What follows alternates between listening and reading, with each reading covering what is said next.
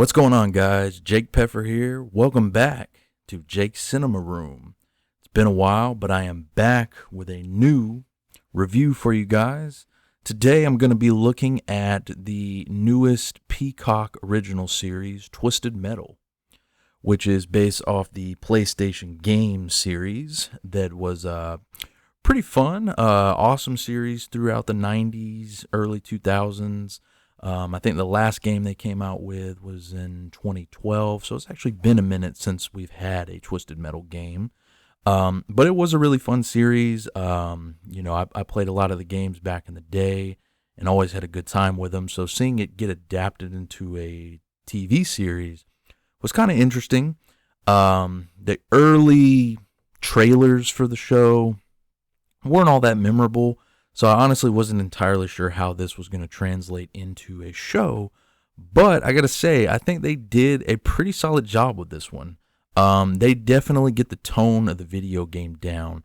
This does lean a little bit more heavily on the comedy side, more so than I thought, but it's a lot of dark humor. It's a lot of over-the-top comedy, but it fits in well with the universe that the video games put forth because it's mixed and blended very well with insane, crazy, over-the-top action, violence, and gore. So you get a good mixture of what made those games really fun and entertaining, and you get it for a nice 10-episode season of this series.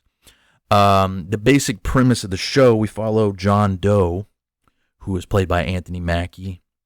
He has been growing up in this post-apocalyptic world where everything has just gone crazy. He's basically been on his own since he was a young boy, probably 11 or 12 years old.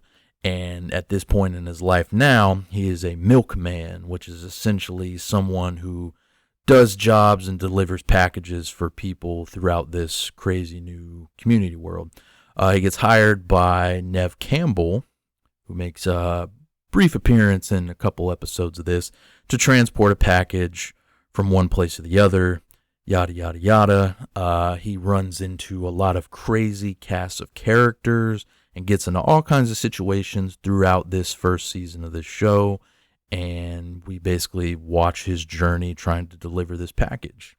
It doesn't sound like much on paper, but overall what they end up doing with this series, I think works really well. It's consistently funny throughout all 10 episodes. The violence is there for sure. But what kind of surprised me a little bit was actually the heart in the show that I was definitely not expecting.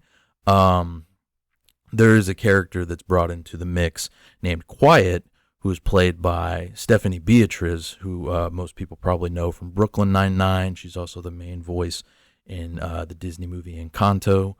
And the dynamic and chemistry between her and Anthony Mackie is probably one of the best aspects of this show.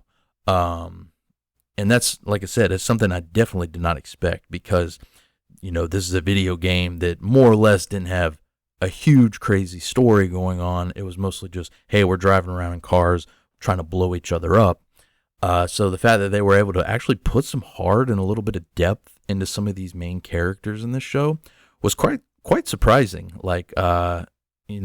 Very unexpected, but I think it worked well, and when they integrated it into the show, it worked more than it didn't. Because not necessarily everything here works. Sometimes it gets a little too crazy over the top with some of the comedy, some of the violence. From time to time, it's like, what the hell was that? But all in all, it plays out to be very fun and entertaining. And I think it's enjoyable overall. Outside of Anthony Mackie and Stephanie Beatriz, who I think both do great jobs in this, especially Anthony Mackie, he is, he's leading the charge here. And this is kind of one of the first instances in something where I feel like he was really given full range to kind of be a leading man. Yeah, he's been the leading man in some other movies here and there, but this felt like his show. Even though he does share the screen a lot with, some of the other characters like Stephanie Beatriz and a few other people that show up here and there, I think it's his character's journey, and I think he pulls it off really well. Like I said, Stephanie Beatriz is great as well.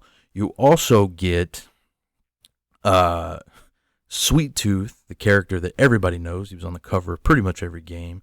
The clown-faced crazy person who is played physically by Joe Samoa, the wrestler, and is voiced by Will Arnett, and the combination of those two works out flawlessly. Will Arnett's voice is amazing in this show, and there's no question that every time Sweet Tooth is on the screen, he definitely steals the show for sure. And that's, that was to be expected just based on that character from the video games, and here they do him great justice because his character is fantastic, and anytime he's not on the screen or not in an episode, you definitely want to see more of him. Outside of them, there's a handful of other people that do show up here and there. The main villain of this season is played by Thomas Hayden Church, who I kind of wish they would have fleshed out a little bit more. He does get a little bit of a backstory, and you do, get to see some insight into his mind and character, but there's not as much depth really given to him as the other characters that I mentioned. Even some characters that show up for like one episode, I feel like they maybe even put a little bit more emphasis on them than they did this character. But all in all, he's definitely not a bad villain for sure. I just wish a little bit more had been given to him overall. But yeah, I mean, outside of that, this show, like I said, it's very entertaining. It's fun to watch. At times, it does show its budget a little bit. I'm not entirely sure what the price point of the budget for this series is, but there are some effects every now and again and some green screen that definitely looks made for TV. And that's to be expected with, a TV series like this. You're going to get some of that, but actually a lot of the effects look like they're practical in a lot of scenes. But when it does get, a little crazy over the top, it does, start to use some CGI and some green screen. And it's never, bad or takes you out of, the scene or anything. It's just, in certain cases, is a little noticeable and can look a little cheap from time to time. But yeah, I really had fun with this show. I think it was a solid first season. It hasn't quite yet been renewed for a second season, but I really hope it does get a second season because I think this is a series that could go a pretty strong, maybe 4 or 5 seasons and really get, a lot out of it. I already love what they're trying to set up for a second season that they do at the end of this first one. And if they greenlight it and give it the go-ahead, then I can't wait to see where this show goes from here. Overall, I would give Twisted Metal Season 1 a 7.5 out of 10. Like I said, overall, it is solid, it's fun, it's over the top, it's hilarious, and you get a lot of good performances and some unexpected, nice, heartfelt moments that you wouldn't expect from something like this. That's about it for me, guys.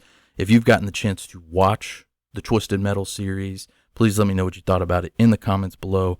Be sure to subscribe to the channel for more reviews. I'll leave all my links down below on where you can follow me and check out more of my reviews. And until next time, I will catch you all later.